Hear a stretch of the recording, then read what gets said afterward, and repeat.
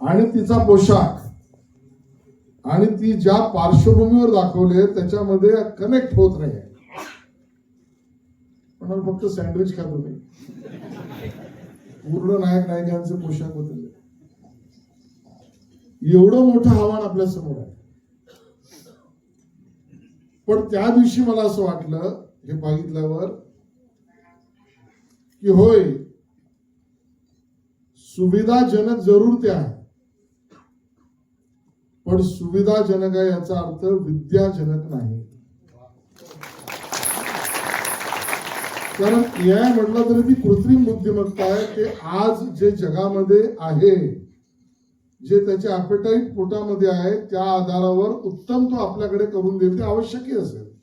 मी काय तंत्रज्ञानाच्या विरोधात बोलत नाही, कारण मी सांस्कृतिक मंत्री आहे, पण IT मिनिस्टर पण आणि एआय मिनिस्टर पण आहे. पण मनुष्य मेंदू जो आहे, बुद्धी जी आहे, ती अमर्याद आहे. कथा निर्माण करणारा हा एक पात्र जे निर्माण करतोय, ती बुद्धिमत्ता काय आहे म्हणायला गेलं तर त्याने निर्माण केलेली आहे स्वतःच्या बुद्धीतून. कृत्रिम बुद्धिमत्ता मशीन करते आणि ती बुद्धिमत्ता मनुष्याची काही कमी होऊ शकत नाही. एखादा सीन व्हिज्युअलाइज करणं आहे, एखादं गाणं उत्तम त्या परिस्थितीला काय असेल याचं मोजमाप मीटर करणं आहे. या सगळ्या गोष्टी ज्या आहेत या आजही आपल्यासाठी फलदायी यशदायी असणाऱ्या गोष्टी आहेत.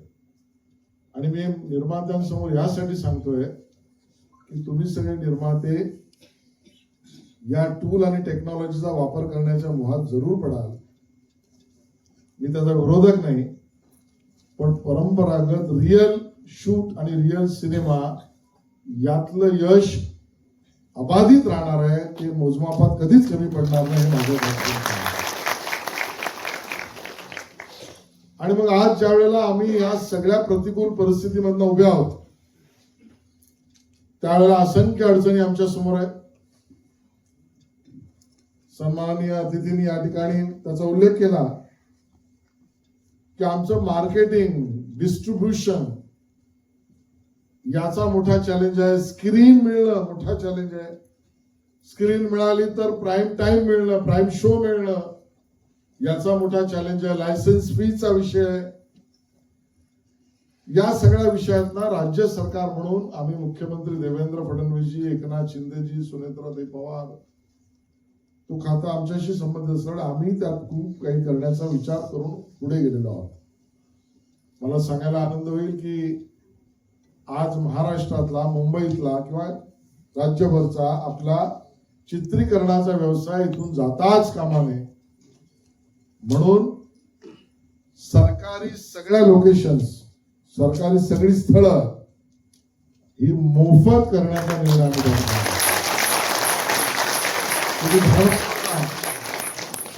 तुम्ही इरिगेशनवर जा, PWD ला जा, पुरातत्वाला जा. ऑफकोर्स नियम पाळावे लागतील पुरातत्व असेल तर, पण त्याला आम्ही चार्ज करणार नाही. आणि आता एक दुसरा प्रयोग आम्ही करतो आहोत.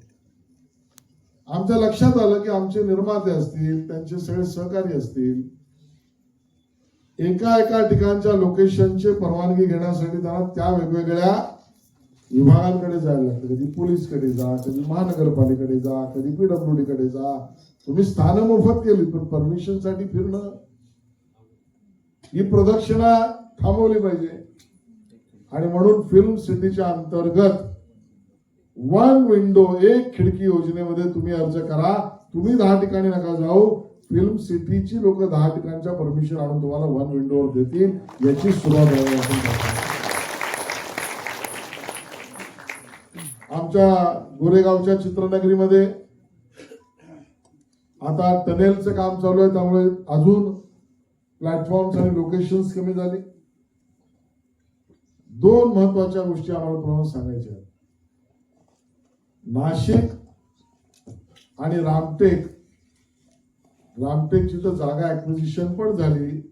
नवीन चित्रनगरी महाराष्ट्रातच नाशिक आणि रामटेक मध्ये कोल्हापूर बरोबर आपण सुरू करतो आहोत आणि ती सुद्धा लोकेशन आपण नितीन देसाई यांचा स्टुडिओ, दुर्दैवाने नितीन देसाई आपल्यामध्ये नाहीत, पण तो खासगी माणसाच्या खिशात जाऊ देणार नाही.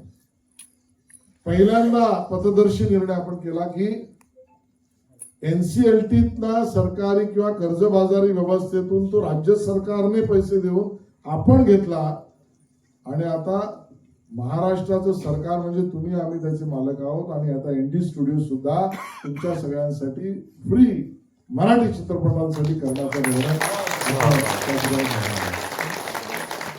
या असंख्य गोष्टी आपण यासाठी करतो, तरीही अजून बऱ्याच गोष्टी करायला लागतील. मला मोह होतोय पण मी नाव सांगणार नाही, कारण ते होऊ दे.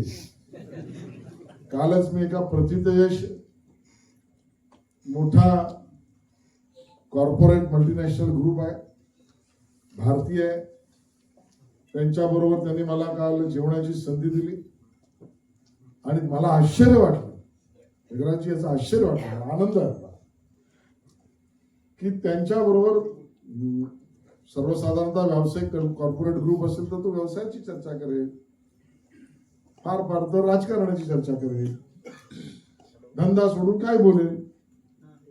पण त्या मोठ्या व्यक्तीने, नाव यासाठी सांगत नाही कारण ती रॉयल्टी त्यांची, त्यांना निर्णय करू द्या, कारण तो निर्णय होणं अपेक्षित आहे. त्यांनी माझ्याशी अमराठी व्यावसायिकांनी मोठ्या कॉर्पोरेट ग्रुपने मराठी सिनेमांच्या अडचणीवर माझी चर्चा केली. आणि ज्या टूलचा तुम्ही उल्लेख केला, मला तुमचं टूल माहित नाही, त्यांचं टूल यायचंय. ते म्हणाले की मी स्पेस आमच्या ओटीटीवर मराठी सिनेमाचा निर्माण करून व्यावसायिकरित्या चालवण्याच्या भूमिकेचं पाऊल मी उचलणार. हे काल त्यांच्या माझ्या बैठकीत त्यांना अनाऊन्स करत नाही ना, त्यांच्या शेवटी त्यांना ते महत्व आहे. सांगण्याचा मुद्दा, सुशांत जेवताना आम्ही मराठी सिनेमाचा विचार करतो, तुम्ही काय करणार. पण मित्रांनो, या असंख्य अडचणीतना सुद्धा तुम्ही तुमची कल्पकता, नाविन्यपूर्णता ही टिकवून ठेवली आहे. म्हटलं तर धोकाही पत्करत आहे. निर्माता हा मराठी चित्रपटाचा तर विशेषतः, खरं तर आजकाल अन्य चित्रपटात हिंदीवाल्यांचे काही ना काही म्हणणे आहे, पण तो मी आजचा मुद्दा नाही.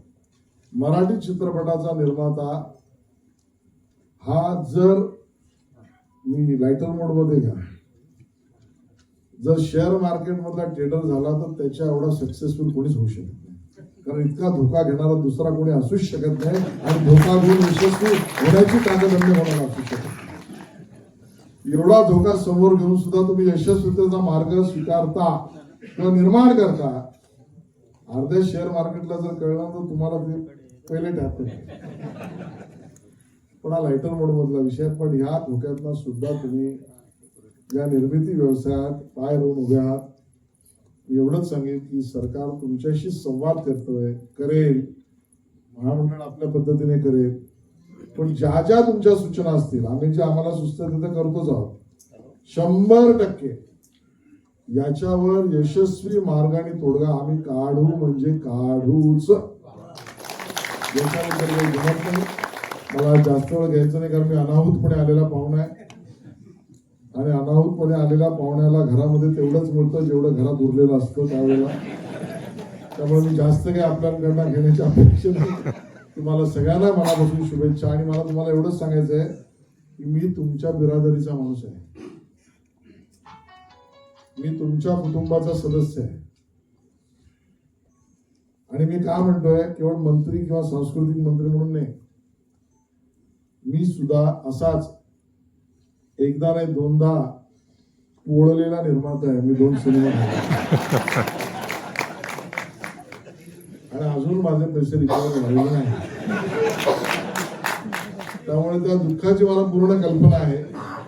आपण आज संवाद चालू ठेवूया आणि त्यातनं येणाऱ्या योग्य सूचनांना न्याय देण्याचा पूर्ण प्रयत्न मंत्री म्हणून माझा असेल एवढा आश्वासित करतो आणि आपल्याकडनं पुढे कार्यक्रमाला जाण्याची परवानगी मागतो. धन्यवाद. जय हिंद, जय महाराष्ट्र.